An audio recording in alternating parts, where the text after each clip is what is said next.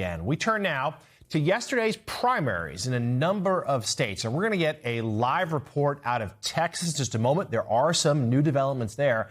But first, let's bring in the winning Democrat in the North Carolina primary for that state's Senate seat, former Governor Roy Cooper. Governor, thank you for joining us. Congratulations on your win yesterday.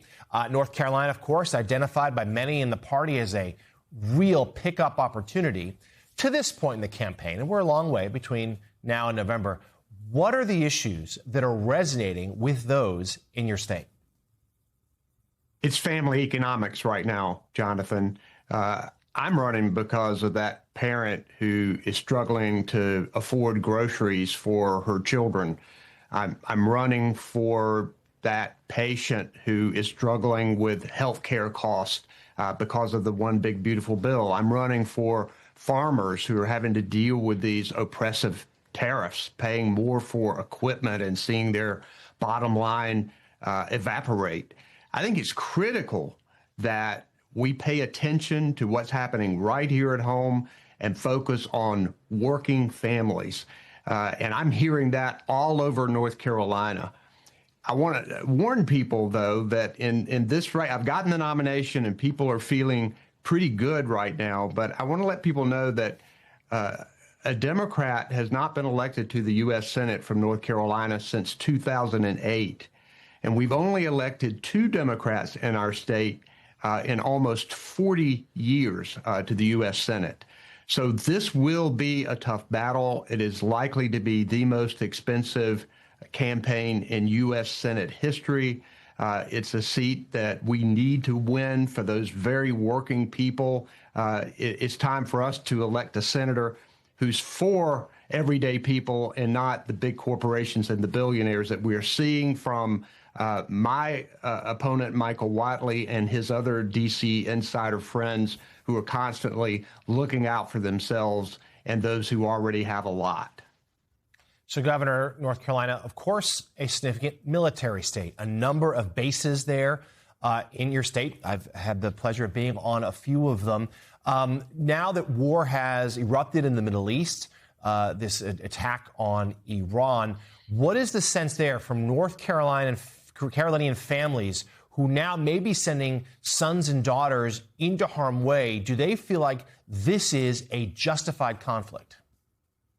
Well, first, they deserve to know why.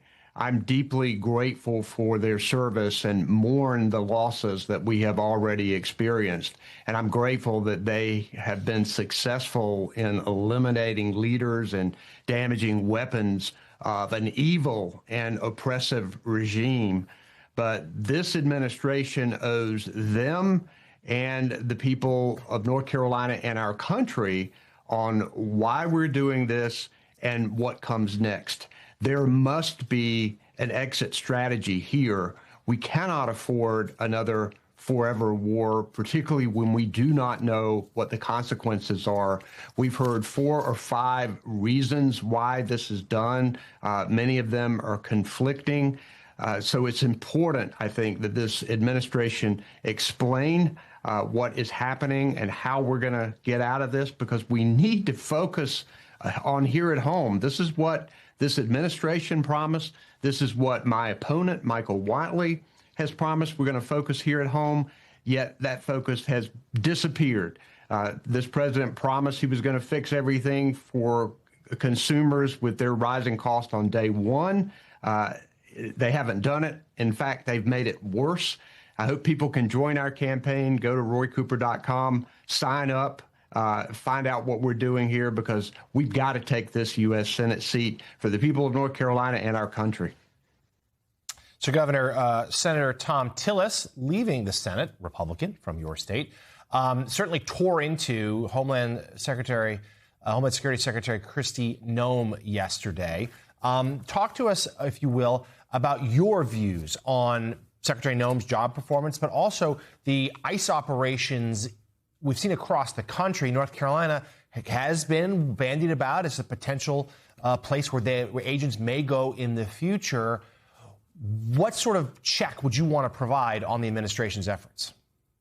Well, first, we have to have a secure border. Second, we need to make sure we focus federal resources on deporting violent criminals.